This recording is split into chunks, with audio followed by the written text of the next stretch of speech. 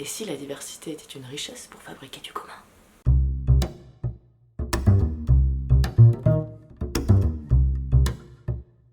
Bonjour, je m'appelle Manon Binet et j'ai le grand plaisir aujourd'hui de vous présenter ARC, accompagnement dans la rencontre culturelle.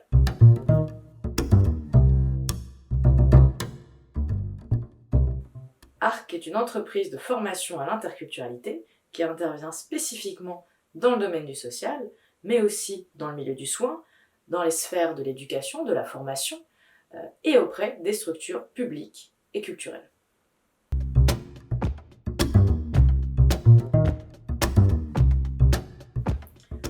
Vous avez déjà dû croiser des situations, moi j'en ai croisé beaucoup, dans notre quotidien, dans notre travail, où il y a des cultures différentes qui se rencontrent, et de là, par le facteur culturel, naissent des incompréhensions, des tensions, qui parfois aboutissent du coup à des malentendus, des conflits, de la peur, qui vont empêcher un projet de se concrétiser ou des relations de se faire. L'interculturalité va élaborer des stratégies pour faciliter le contact entre des cultures, un contact qui peut être unique mais qui peut aussi se répéter dans le temps. Donc trouver des outils pour arriver à faire que la richesse de la diversité, ce soit un facteur de vivre ensemble plutôt que quelque chose qui va opposer les personnes et qui va au contraire créer de la distance. En France, on a besoin d'interculturalité. En janvier dernier, Elisabeth Borne présente un plan de lutte contre le l'antisémitisme et les discriminations. Ce plan révèle qu'on a besoin d'éducation et de formation autour des questions de diversité. En février, le CRAN, le Conseil représentatif des associations noires, commande à Ipsos un sondage qui, lui, révèle que 91% des personnes noires ont subi des discriminations.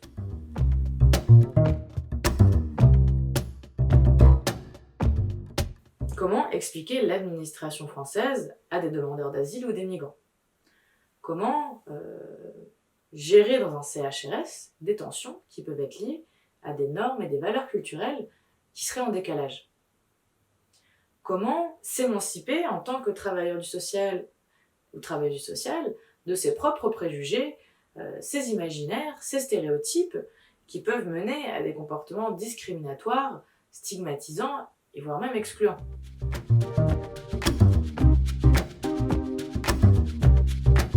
J'ai créé ARC il y a maintenant 1 an. Il faut savoir que moi je suis binationale, je suis franco-allemande. J'ai vécu très longtemps à Strasbourg, qui est en soi une ville déjà imprégnée d'interculturalité. Après avoir grandi dans cette ville-là, j'ai commencé une licence franco-allemande entre Metz et Saarbrücken en coopération transfrontalière. Puis, je suis allée à Lille, où j'ai été dans un master de relations interculturelles et coopération internationale, spécifiquement orienté vers l'Asie du Sud-Est. En plus de ces connaissances théoriques, j'avais envie de me heurter un petit peu à l'expérience. Du coup, j'ai vécu 1 an en Chine, à Wuhan, j'ai vécu 1 an au Laos, vers Vientiane et Luang Prabang, et 1 an au Vietnam, à Da Nang. En plus de toute cette expérience que j'ai accumulée, ces vécus que j'ai eus, j'ai voulu encore renforcer tous ces savoirs, ces connaissances de l'interculturalité en faisant une thèse. Pendant 4 ans, je me suis donc lancée dans une thèse. Cette thèse, elle avait pour sujet les représentations, les stéréotypes, les préjugés que les Français ont à l'encontre du Vietnam. Je me suis intéressée au tourisme, par exemple, pour savoir avec quels imaginaires un Français allait voyager au Vietnam. Après avoir fini cette thèse, c'est là où m'est venue l'idée de me lancer dans l'entrepreneuriat.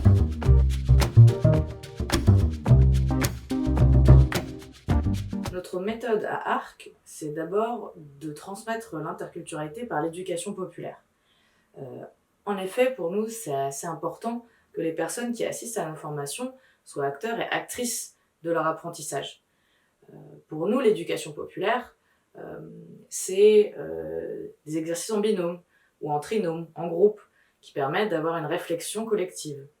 C'est d'intervenir, de débattre à l'intérieur même du groupe, et c'est surtout de co-construire les contenus C'est-à-dire qu'en amont de la formation, on transmet par exemple un questionnaire pour savoir les attentes des personnes avec qui on va travailler et est-ce qu'elles-mêmes ont déjà vécu des situations sur lesquelles finalement on travaille.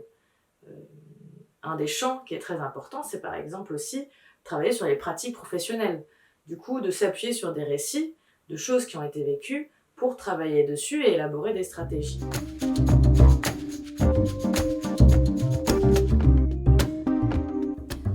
Alors si vous n'avez pas peur de déplacer vos évidences, choisissez l'interculturalité.